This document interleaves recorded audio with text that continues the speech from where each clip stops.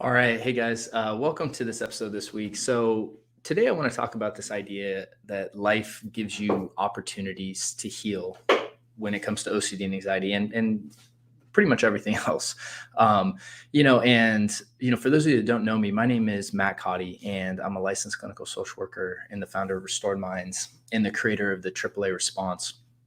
And one of the things about OCD and anxiety is a lot of your recovery is contingent upon how your perception, right? I mean, life is really contingent on perception, right? Your beliefs, your stories, how you view things, right? Because how you view things is going to determine how you react, which is going to determine what you do, which is going to determine your results.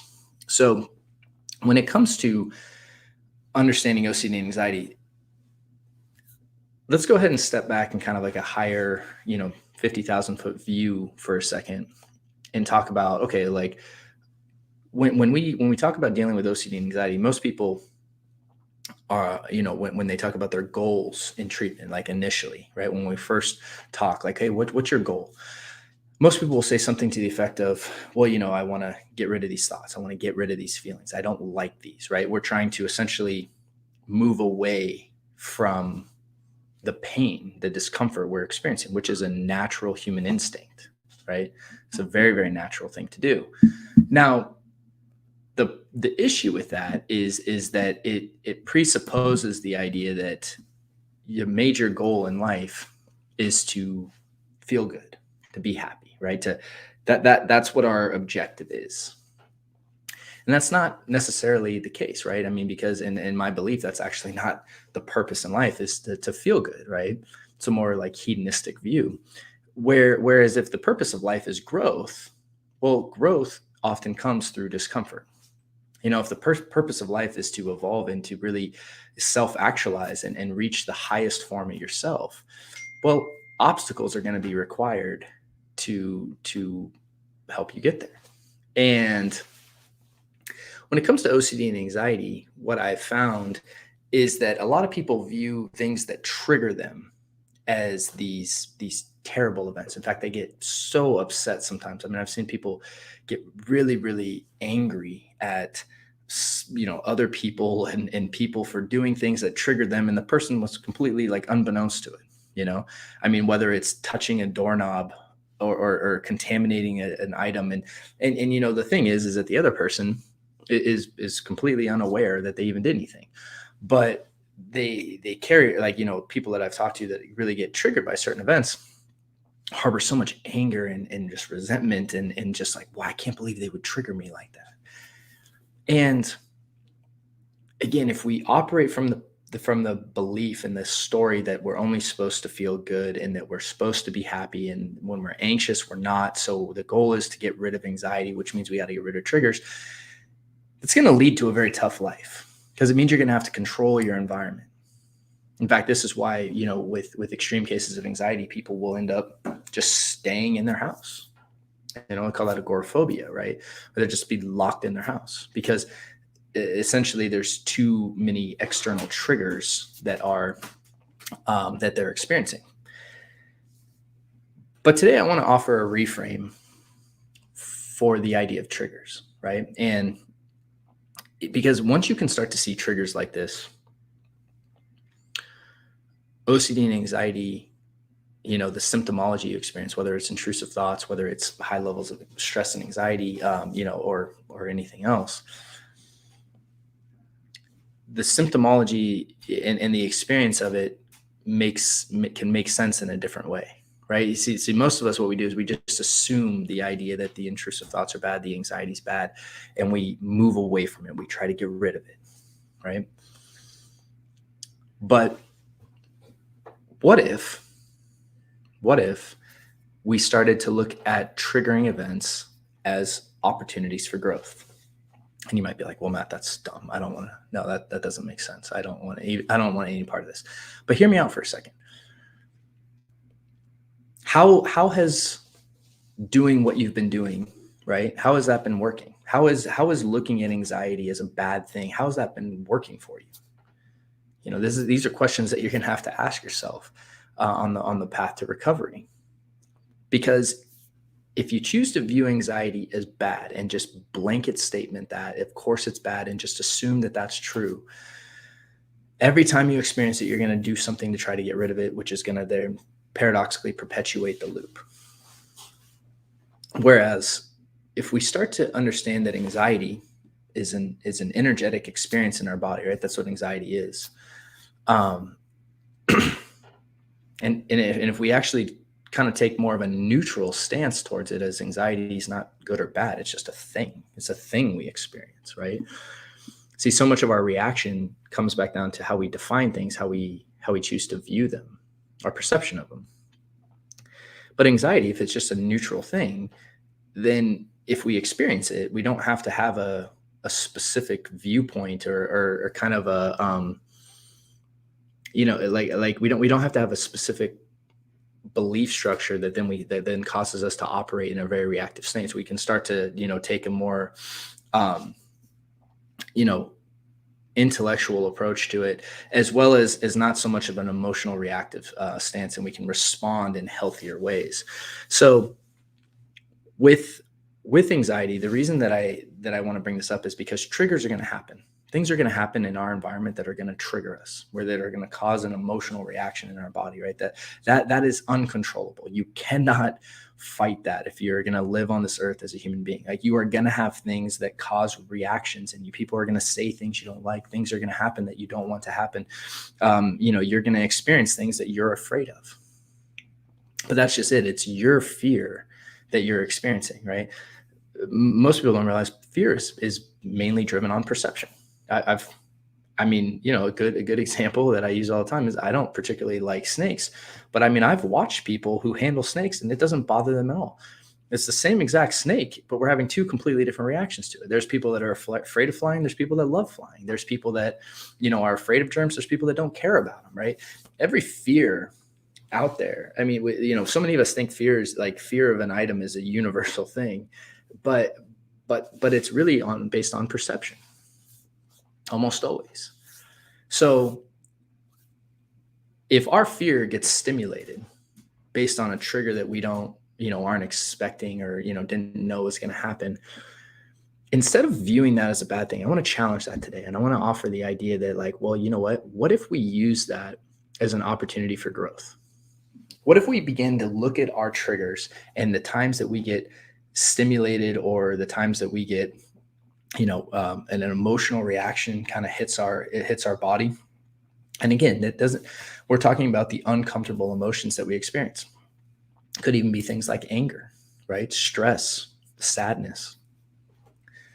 These experiences, instead of fighting the experience of that, what if we embrace those things as opportunities? Opportunities for us to better understand ourselves, opportunities for us to challenge our perceptions, opportunities for us to grow and evolve into a higher self, on that path to, if that really is one of the objectives of life, and one of the points of life is to grow and experience life and to become, right, the best version of yourself. I once heard it said, and I just love this quote, that souls come to earth to evolve, and that's one of the points of life, is to not just sit here and be, comfortable and be happy and just kind of be in this box, but to really see what you can become. And the way that happens is through experiencing discomfort a lot of times. And the more we're willing to do that, what I've found is that the quicker that experience actually passes, paradoxically. And the less afraid you are of discomfort, the more you're willing to open up your life and to really experience new opportunities, right? And by taking these steps and potentially reframing it, as life happens for you, right, as opposed to you. And this is really like that core belief structure that I'm talking about, because so many people see life as something that's happening to them, especially when you're dealing with OCD anxiety. I can't believe that happened. Oh my gosh, you see how unlucky I am. That trigger just happened, right? Life is this experience you're having to navigate. But if life is happening for you, then the triggers that you're experiencing are things and opportunities that you can use to recover. Because again, if you experience the fear, and you don't engage in any behaviors, that's what breaks the loop and ultimately allows, through neuroplasticity, for your brain to start that rewiring process of changing your perception to what you were afraid of. This is why, through a repetitive exposure, someone can go from being completely paralyzed at the idea of touching, let's say, a door handle, to in a short while, opening doors with no problem. Because through exposure and response prevention, we're able to change one's perceptions, one's beliefs, and we're also able to change, essentially, like I said, the whole belief structure that's been driving this fear and these behaviors and these loops that people get stuck in. And that really is the problem of OCD anxiety, right? It's getting caught in this loop and loop and loop. And the longer you stay in that loop, again, the smaller and smaller your life becomes. And so the reason I wanted to offer this today is because I talked about in the last episode how once you can start to see intrusive thoughts, the more you actually experience them, the more opportunity you have to really engage in exposure and rewire your brain. It's the same with external triggers. If someone triggers you at work, or if someone triggers you, at church, or like a family member, you have to see that as your opportunity. It has nothing to do with them, right? The illusion that we fall into is that the outside world is the thing we have to control, when really it's the inner world, right? It's our own work within ourselves. It's always where the work is. And if we focus on that, when something hits our stuff, whatever that is, it could be the ice cream truck drove by too fast. I mean, who knows, right? Once that stuff is stimulated, realize that that's where your attention needs to be. That's where your work is, right? And if you can start to do that, you can start to see like, oh, the triggers that happen for me. I've seen so many times when I've been working with people, whether we're doing an intensive or, just out doing exposures in the community, right? I mean, I can't tell you like the exact thing that needed to happen for that person to face their fear just happened, right? I remember there was, a time where I had a client who was afraid of birds, and like, lo and behold, like you can't make this up. We were walking across the street, and like, we saw a dead bird like right in front of, like, I've never seen that, I don't know, in my life, right? But it was just right in front of us that day. And I can't tell you just how many times the exact thing that the person was afraid of, like, just kind of showed up in our path. And as I've seen this happen more and more and more, especially as I've been guiding people on this journey, or, I have the opportunity to guide people on this journey, I just start to really just have come to the belief that life happens right for you. Your triggers happen for you. They help you heal. And if you can see them like that and you can embrace them like that, then they aren't scary. They're in many ways, you can see them as these incredible opportunities just that were just planted right in front of you. So it's just something to consider this week, something to, kind of ponder. And the next time you have a trigger that you experience, instead of assuming it's bad, try to step back for a second and just ask yourself, like, is this an opportunity? If you can just ask yourself that question, oftentimes that's enough to really start putting us on the path that's going to help us in the recovery over the long term. So for those of you that are looking for support on this journey, over at Restored Minds, we have various options to support you. In fact, we have a free guide that you can get access to right now. It's down right in the notes beneath this, or in the notes for the show.